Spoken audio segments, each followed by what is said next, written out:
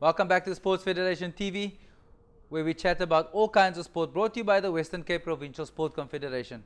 One of the codes of sport that we will touch on in this next feature is wheelchair basketball, Lloyd. Afternoon, Elton. Are you good? Good, no complaints. Good, good. Refuse to complain. That's it, that's it. Refuse That's to it, complain. that's it. Yeah. Wheelchair basketball, most people know very little about. What is the concept between wheelchair basketball? So, look, wheelchair basketball, very similar to able-body basketball, if I may put it that way. Also 5 players aside. The court size is the same, hoop size, hoop height is the same. The same, even though you're in a wheelchair? Correct. Sure. And that is why when you engage with normal able-body basketball players and you put them in a wheelchair, it's a total different experience. In the sense that when you're in a wheelchair, the movement, so you need to control your wheelchair with your hands, you need to bounce the ball with your hands, you need to dribble with your hands. So all of it in one go. It's a very skillful game, Sure. very skillful. And the nice thing about wheelchair basketball, the way I see it, it's a multi-integrated sport where able bodies can play the sport. With some of other differently able sports or adaptive sports, if I may put it that way, you find that people with no disability or without the disability can't compete. Yeah. So what's the mechanics?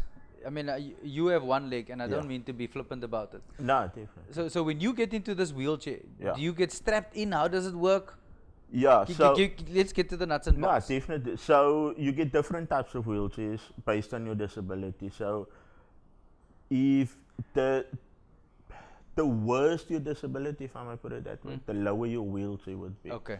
But in a nutshell, to answer your question, yes, you do get strapped in. The wheelchair is actually an extension of your body. So the way I see it, my wheelchair, it's normally I see it as my baby. So I take pretty much good care of it. So you're strapped in. That wheelchair, if you wanted to go left, you need to move to your left. So and with wheelchair basketball, I normally say it's a bit like a car as well, because you need to maintain your wheelchair. You can't just get in and expect it. So same like with the car, you need to service the car, look after it so that it can take you from. Because that thing's also got wheel bearings and gets knocked and tires and all kinds of stuff on there. Exactly. So look, a set of tires is already expensive. Is it? Yeah, if I might touch based on a development wheelchair, which is your entry level wheelchair, it's 11,000 rand. What? So if you look at it in terms of expenses in the sport, if you've got on average, say you've got 10 players on court and each team's got 4 people on the bench and each of them's got a chair, so you're looking at 9, so it's already 90,000 plus 90. So at the game you can easily look at just wheelchairs collectively at the minimum of 180,000. So if you come to a wheelchair game, I think your asset register needs to be in place. Because you can't ride to. But do you find that becomes a prohibitive component to the sport though? Look, it's a challenge. Besides that, transport also in the disabled sport arena is a challenge. And many a times, I mean, if you look at and I know maybe my stance might be a bit different, but I'm of the firm belief that you need to look at growth in sport before you can look at development. The reason for that thinking is that if you take a normal building, before you develop it, you first need to find a building. So to answer your question, Elton, yes, you need to find a player, but now you've got the player, but now you don't have a wheelchair for that player. So you might as well not have found that player. So the two goes the same with, if I may put it in a nutshell, with property development. You first need to find a house. Now you need to find people to buy that property, and now you develop it. So Lloyd, in terms of wheelchair basketball, how big is this game? In terms of numbers, in terms of clubs in the Western Cape? Yeah, so in the Western Cape currently, in terms of registered clubs, if I may peak around the 2019 season. We had 2 clubs with 2 teams each, which is not what we would want. So look for the 2020 season, we obviously want to broaden it. And that is part of the reason why we've now starting the season off on this coming Saturday on the 25th of January at 8:30. We're starting it off with a open tournament, 3-on-3 games. So it's 3 aside. It's easy to manage. It's open to everybody. 8:30, like I said, on Saturday the 25th, we'll have registration. So where is it going to be? At Astro School in Montana.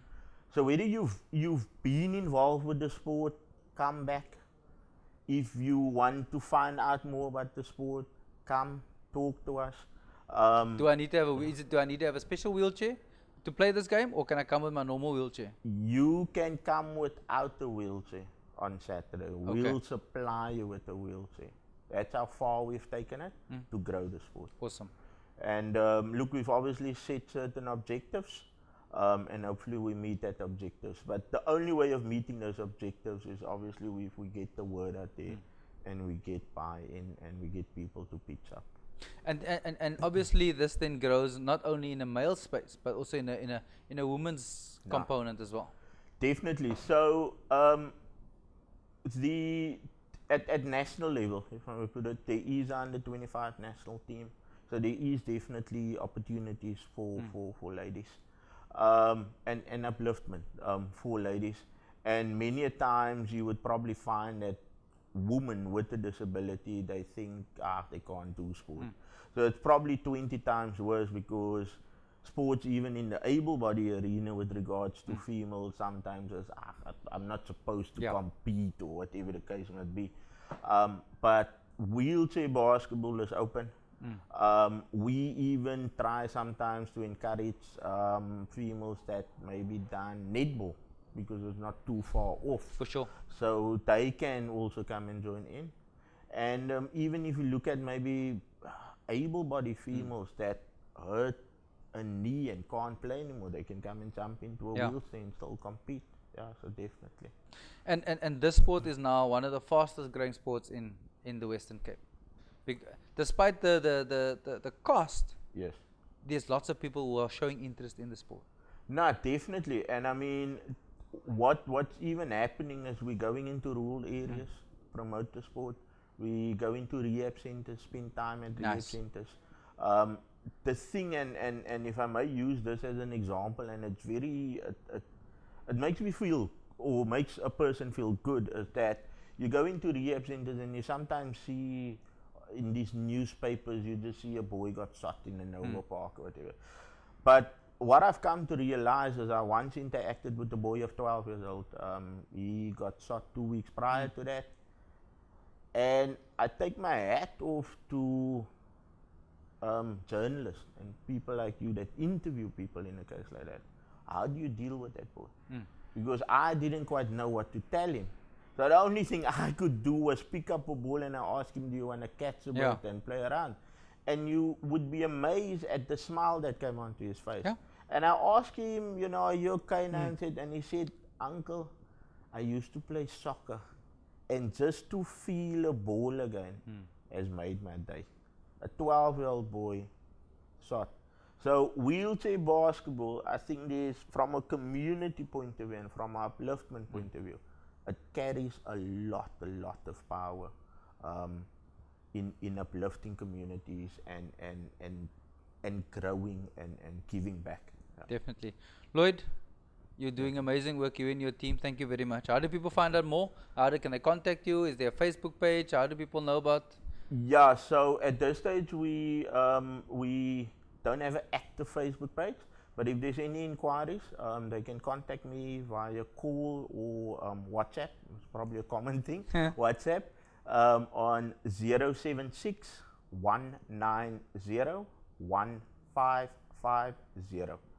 Lloyd, thank you for your time. Thank you for all the hard work. All the best for tomorrow.